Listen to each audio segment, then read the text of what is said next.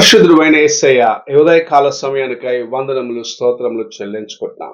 తండ్రి, మమ్మల్ని ప్రేమించి మరి యొక్క దినమును అనుగ్రహించిన నీ కృప కొరకు స్తోత్రములు చెల్లించుకుంటున్నాను. ఈ ఉదయకాలమున నీ వాక్యము చేత కార్యక్రమం శ్రద్ధగా వీక్షిస్తున్న ప్రతి ఒక్కరితో మాట్లాడము. మా అవసరతలను నీ వాక్యము ద్వారాగా మాకు బయలుపరచుము, మాకు సంపూర్ణము చేయమని వేడుకుంటున్నాము.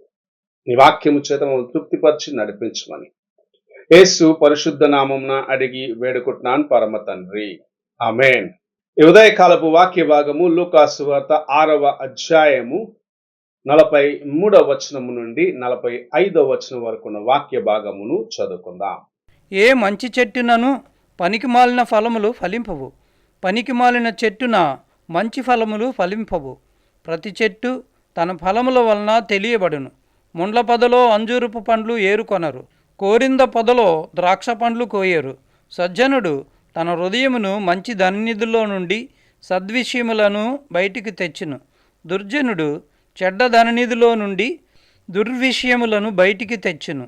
హృదయము నిండి దానిని బట్టి ఒకను నోరు మాట్లాడును. మనము చదివిన వాక్య భాగములో ఒక చెట్టు తన యొక్క ఫలము ద్వారాగా గుర్తించబడుచున్నది అని ప్రభు మనకు జ్ఞాపకం చేస్తున్నారు.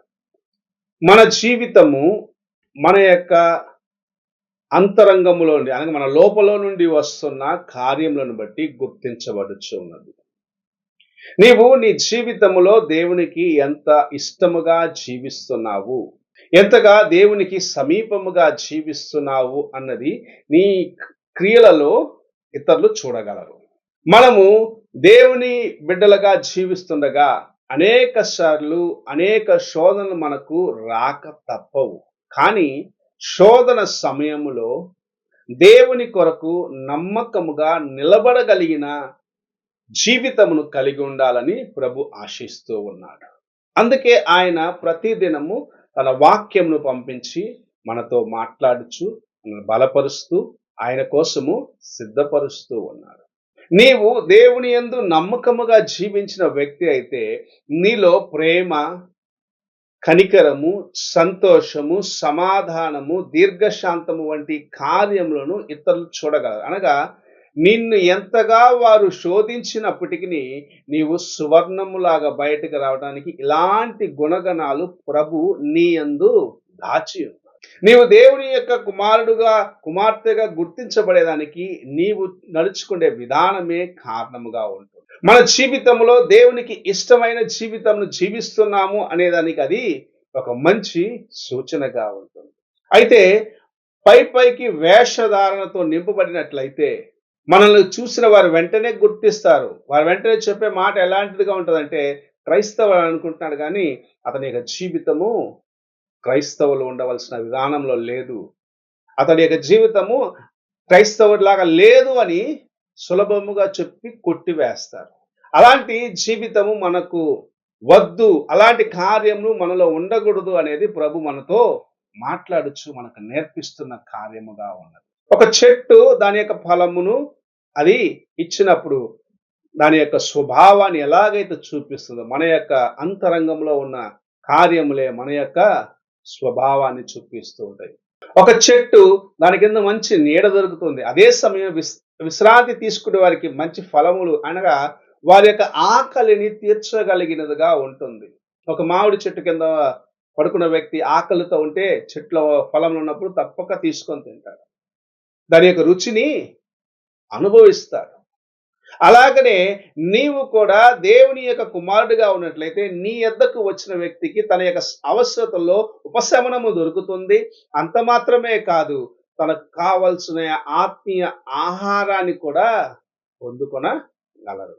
అందుకే ప్రభు సెలవిస్తున్నాడు, నీవు నీ హృదయమును జాగ్రత్తగా కాపాడుకోవాలి. ఎందుకంటే నీ లోపల నుండి బయట వచ్చే కార్యంలే నీవు ఎలాంటి వ్యక్తివి, నీవు దేవునికి ఎంత సమీపముగా ఉన్నావని నిన్ను గురించి ఇతరులకు పరిచయము చేస్తున్నాయి. నీ అంతరంగంలో ఉన్న కార్యములు దేవునికి ఇష్టముగా ఉన్నట్లయితే నీలో నుండి బయలుదేరే కార్యములు అనేకులకు దేవుని నామమును బట్టి ఆశీర్వాదకరముగా ఉంటాయి. అదే సమయంలో నీ అంతరంగంలో దేవునికి సమీపముగా లేని కార్యములు ఉన్నట్లయితే నువ్వెంత బయటికి మంచివాడిగా కనపొచ్చినను సరే నీ క్రియలు దేవునిని చూపించలేవు. ఒక దినమున నిన్ను చూసిన వారు ఇది కారు ద్రాక్ష చెట్టు అన్న రీతిగా నిన్ను ప్రక్కన పెట్టేస్తారు.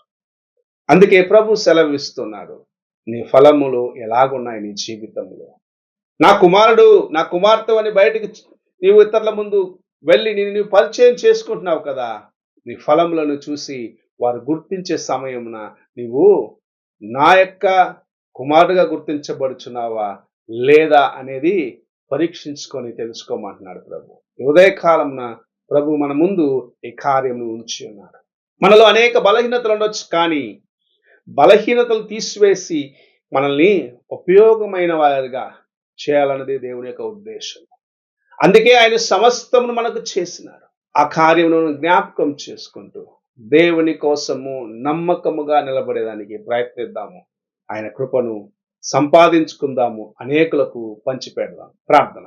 పరిశుద్ధుడైన యేసయ్య, ఈ ఉదయ కాలమున నీవు మాకిచ్చిన నీ వాక్యంను బట్టి వందనములు. మేము జీవించే జీవితమే మమ్మల్ని నిన్ను గురించి నాయన, లేకుంటే నిన్ను ఇతరులకు పరిచయం చేసే జీవితము ఉన్నదా, నీకు నీ యొక్క ఫలములు ఇచ్చేవారిగా మేము ఉన్నామా అని దేవ మమ్మల్ని ఇతరులకు గుర్తింప చేయుచున్నాయి. ఇంతవరకు మేము ఎలాగున్నామో కానీ ఈ దినము నుండి నీకు ఇష్టమైన వారిగా జీవించుటకు, నీవు ఆశించిన మెట్లు జీవించుటకు, నీవు ఇచ్చిన ఫలములను ఇతరులకు నాయన ఆశీర్వదించి అనుగ్రహించే వారిగా నన్ను మమ్మల్ని చేయమని యేసు పరిశుద్ధ నామమున అడిగి వేడుకుంటున్నాను పరమ తండ్రి, ఆమేన్. తండ్రి అయిన దేవుని ప్రేమ, కుమారుడైన క్రీస్తు కృప, ఆదరణకర్త అయిన పరిశుద్ధాత్మక సహవాసం ఎప్పుడునూ ఎల్లప్పుడూ తోడై ఉండి సదాకాలము నడిపించును గాక. ఆమేన్.